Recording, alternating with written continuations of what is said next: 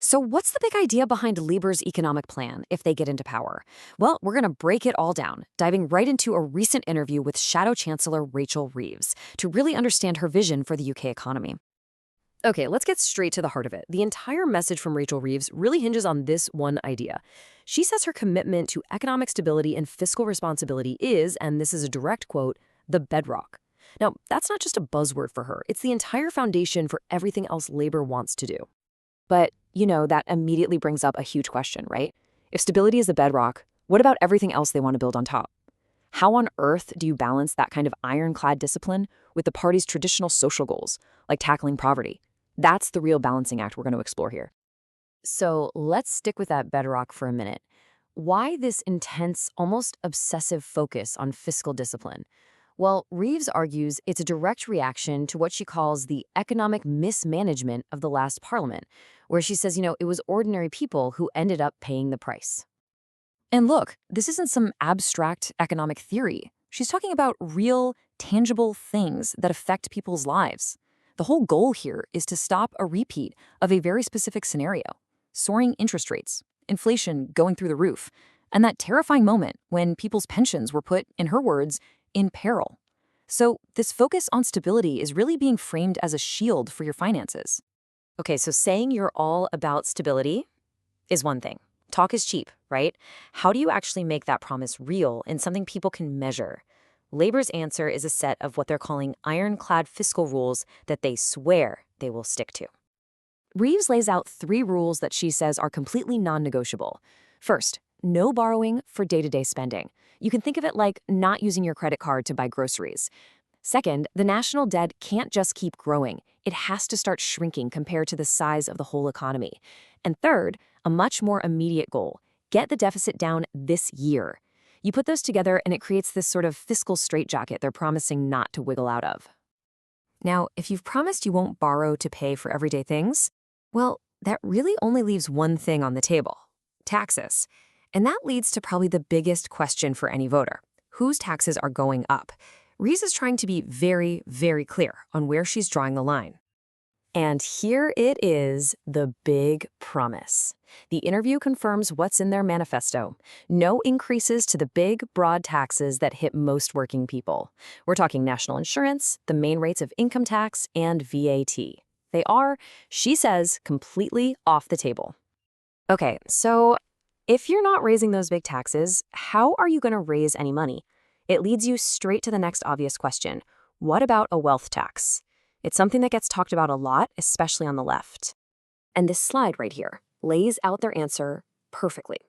Reeves explicitly says no to what she calls a standalone wealth tax. But, and this is so important, she immediately points to other ways they're already planning to tax wealth. This means getting rid of the non-dom tax status, putting VAT on private school fees, and upping the taxes on private jets. So the strategy is pretty clear: no brand new broad wealth tax, but definitely targeted tax hikes on very specific things associated with wealth. All right, so that kind of covers how Labor plans to manage the books, the money coming in. But what about the other side of that balancing act? Let's take a look at their social priorities, like welfare and poverty, and see how they fit inside this really strict financial framework. Reeves keeps coming back to one number in particular to explain their approach to welfare reform. That number is 1 million. That's how many young people right now are not in education, employment, or training, and she calls that a huge waste of their potential and, frankly, of taxpayer money. And that problem leads directly to her core belief on this whole issue. For Labor, under this plan, welfare is not an alternative to work. The idea is the safety net will be there if you fall, but the absolute expectation is that you have to take a job if one's offered to you. Now, if you're thinking, hey, this sounds kind of familiar, well, you're not wrong. It is. Reeves explicitly connects this policy to a pretty well-known plan from the past: the New Deal for Young People, which was under the last Labor government with Tony Blair. She says that program also made it crystal clear that just staying on benefits wasn't an option. But it's not all just tough talk on welfare. Reeves points to these very specific, fully funded policies as proof that they can still do things to fight child poverty. See, these aren't huge, sweeping promises. They're targeted, practical steps. Things like breakfast clubs for kids or help with the cost of school uniforms that they argue are actually affordable within their own strict rules. And honestly, this one quote captures this central dilemma of her entire economic plan perfectly. When she's asked if she wants to do more on child poverty, specifically lifting the two-child benefit cap, she says, yes, but of course, we have always got to explain how policies will be paid for. That is the balancing act in a nutshell. Big social ambitions running headfirst into the fiscal bottom line.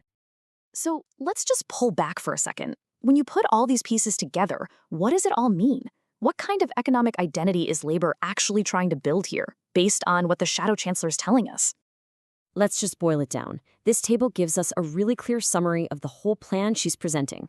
Priority number 1, above all else, is economic stability and fiscal discipline. On tax, the plan is no big, broad tax rises, but to target wealth with very specific measures.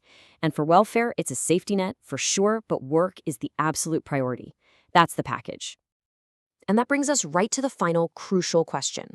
The whole strategy seems to be fiscal discipline now, with the hope that it leads to economic growth so you can have more social spending later. But the huge unknown is this.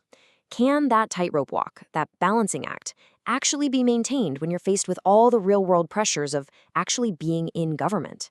That, right there, is the challenge that lies ahead.